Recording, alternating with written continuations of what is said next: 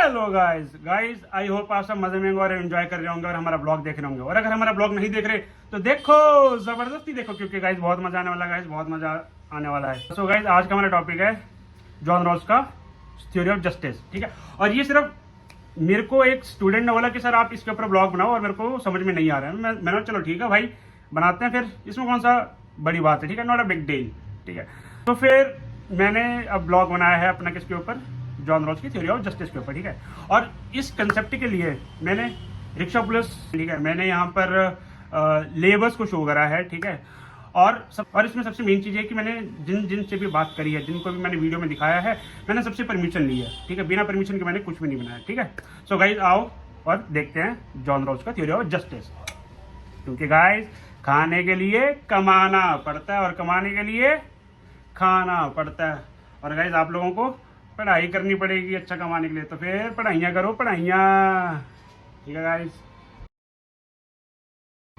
तो John Rawls का difference principle क्या है, तो आओ वो हम देखते हैं कि क्या है वो सबसे पहले। ठीक है, सो गाइज एक तरफ है एक मजदूर जो सुबह से शाम तक दिहाड़ी लगाता है, काम करता है और अपने घर में पैसे लेके जाता है। और दूसरी तरफ है एक बिजनेसमैन जो एक दिन में या 2 दिन में, महीनों में लाखों करोड़ों रुपए कमाता है। और इन दोनों की लाइफ में ज़मीन आसमान का फ़र्क है।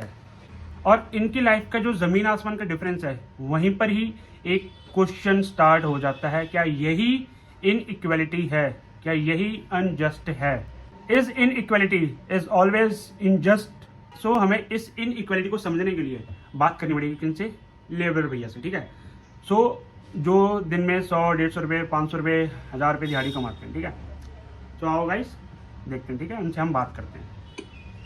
इनइक्वालिटी तभी समझ आएगी जब हम लेबर भैया से बात करेंगे कि उनकी एक दिन की दिहाड़ी कितनी है, ठीक है, कितना वो बचत करते हैं, कितना वो कमाते हैं, और उसमें से उनकी कितनी बचत होती है, बच्चों की पढ़ाई में कितना पैसा खर्च होता है, और वो खुद भी कितना पढ़े लिखे हैं। ठीक है, सो आओ हम देखते हैं चलकर। अभी मैं हूँ लेबर शॉप में, है ना, तो आपको मैं अब मिलवाता हूँ कुछ लेबर भैया से। ठीक है, तो फिर वो अपना एक्सपीरियंस पर बताएंगे आपको। आप कहाँ से हो? अच्छा, और आप भैया यूपी से इलाहाबाद से ही हो? तो यहाँ पे कितना टाइम होगा आपको काम करते हुए? कितना टाइम होगा इधर? हाँ जी, अभी एक भी काम नहीं आया है। अच्छा तो कितना दिहाड़ी बन जाता है वैसे महीने का? 800 रुपये सरकारी रेट चल रहा है। आते कोई यहाँ छोटे भाई 500 ले लीजिए, 600 ले लीजिए। अच्छा, भाई घर खर्चा पूरा नहीं हो रहा, 500-700 में आजकल बच्चे जिसके अगर बुरा मत माना, आजकल आता इतना महंगा हो रहा है, सही ज्यादा गैस भी इतनी महंगी होता है, 500 में घर खर्चा कैसे चलेगा।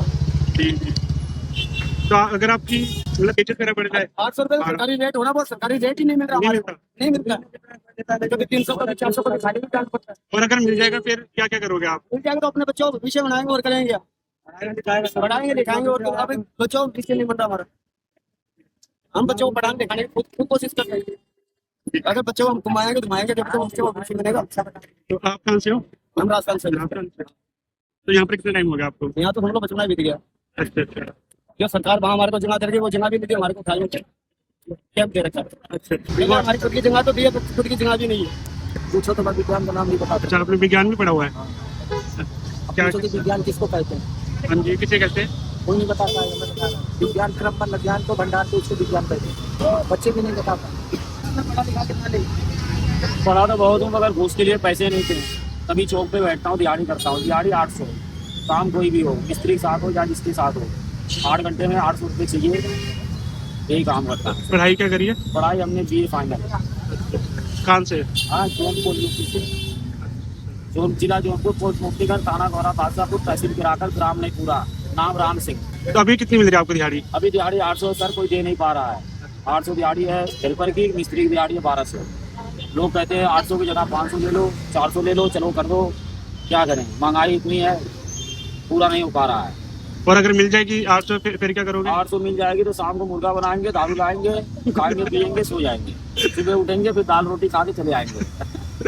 ठीक है, दारू नहीं पीनी, बस बाकी सारे कर लेना। सर क्या फैमिली परिवार वाले को क्या करेंगे तुम्हारे? फैमिली को देखते हैं सर, जो बचता है आधा खाने से बचता है, गाँव भेज देते हैं। 400 रुपये में तो तेरा कुआटर आ जाता होगा।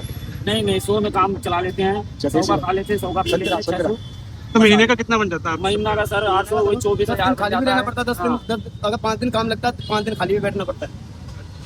महीने में वही जोड़ जाड़ के 15-16 हजार रुपये बन जाता है।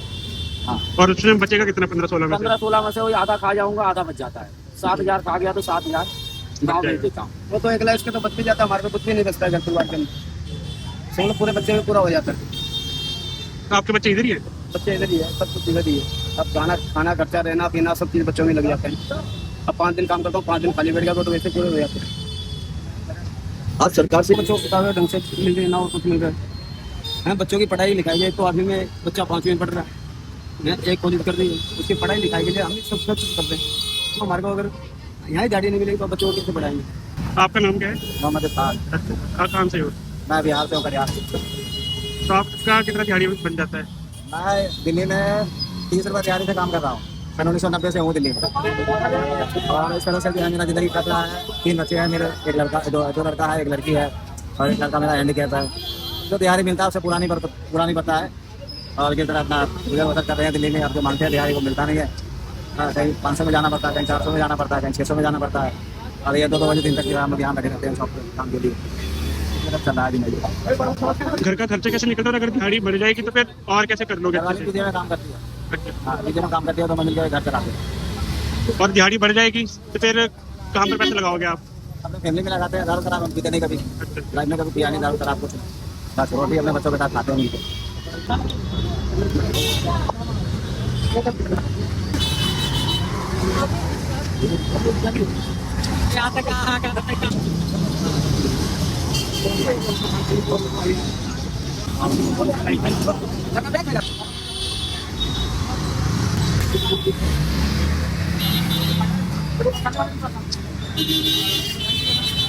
सो हमने अभी देखा कि लेबर्स भैया से हमने बातचीत वगैरह करा, हमको उनके लाइफस्टाइल के बारे में पता चला। सो इनका जवाब सिर्फ एक व्यक्तिगत जरूरत नहीं है, बल्कि ये हमें एक बहुत बड़े पॉलिटिकल फिलॉसफी के सवाल तक लेकर जाता है कि एक जस्ट सोसाइटी कैसी होनी चाहिए। सो जितने भी हमारे क्वेश्चन हैं, जैसे इनजस्टिस, ठीक है, इन इक्वलिटी वगैरह, सो इनका आंसर एक बहुत इन्फ्लुएंशियल पॉलिटिकल फिलोसोफर ने दिया था जो अमेरिकन थे और जिनका नाम था जॉन रॉल्स। जॉन रॉल्स की बुक भी जैसे हमें पता है थ्योरी ऑफ जस्टिस, जिसमें वो बहुत अच्छे से इलाबोरेट करते हैं, ये सारी चीजों को बताते हैं, ठीक है। वो अब मैं आपको बताने वाला हूँ। जैसे जस्टिस एज अ फेयरनेस, और उसी के अंदर आता है डिफरेंस प्रिंसिपल। अब मान लीजिए कि एक सोसाइटी के अंदर 2 लोग रह रहे हैं, एक कमा रहा है 5 लाख रुपए पर मंथ और एक कमा रहा है 15,000 रुपए पर मंथ।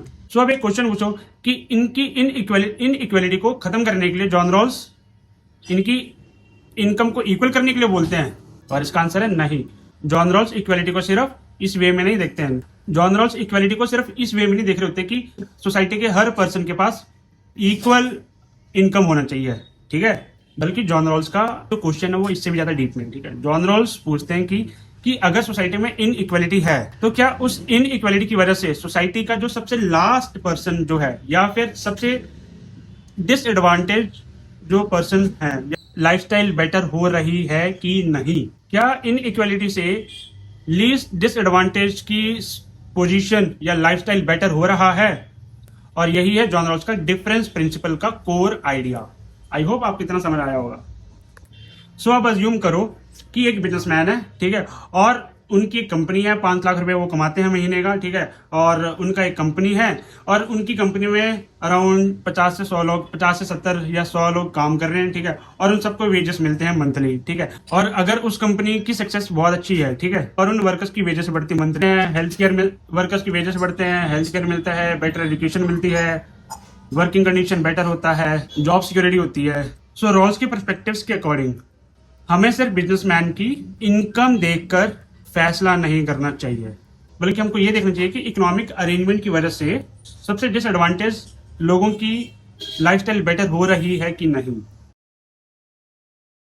अब एक दूसरा सिनेरियो अज्यूम करो कि बिजनेसमैन करोड़ों कमा रहा है, ठीक है, बट वर्कर्स को वेजेस नहीं मिलते प्रॉपर, ठीक है, उनको हेल्थ केयर नहीं मिलता है, ठीक है, उनको वर्किंग कंडीशन उनका बेटर नहीं है, उनके बच्चों को एजुकेशन नहीं मिलती प्रॉपर।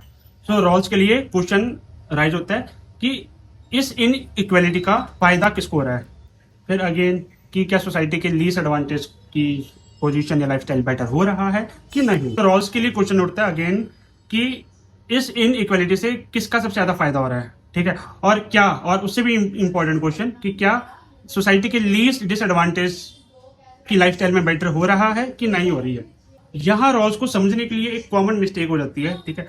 रॉल्स क्या कहने का मतलब ये नहीं है कि अमीरों का पैसा लेकर गरीबों को बांट दो, और उनका मतलब ये भी नहीं कि सबकी इनकम को इक्वल कर दो, बैलेंस कर दो। जॉन रॉल्स इन इक्वालिटी को कंप्लीटली रिजेक्ट नहीं करते हैं, वो पूछते हैं कि क्या इन इक्वालिटी को इस वे में अरेंज किया जाए जिससे सोसाइटी के लीस्ट डिसएडवांटेज पर्सन या पीपल को फायदा हो, उनकी लाइफ में बेटरमेंट हो, वो अपग्रेड करे, प्रोग्रेस करे। अब हमारे वेल ऑफ इग्नोरेंस पे, अब अज्यूम करो कि आपको एक न्यू सोसाइटी बनानी है, वहाँ का एजुकेशन सिस्टम आपको बनाना है, वहाँ के रूल्स एंड रेगुलेशंस आपको बनाने हैं, वहाँ का हेल्थ केयर कैसा होगा ये आप डिसाइड करोगे, वहाँ का टैक्स वगैरह किस वे में होगा वो आप डिसाइड करोगे, ओवरऑल वो सोसाइटी किस तरह की होगी ये सब के ऊपर आपको काम करना पड़ेगा, और किस वे में सोसाइटी को गवर्न करना होगा। मिनिमम वेजेस कितने होंगे, अपॉर्चुनिटीज कितनी होंगी और कैसी होंगी।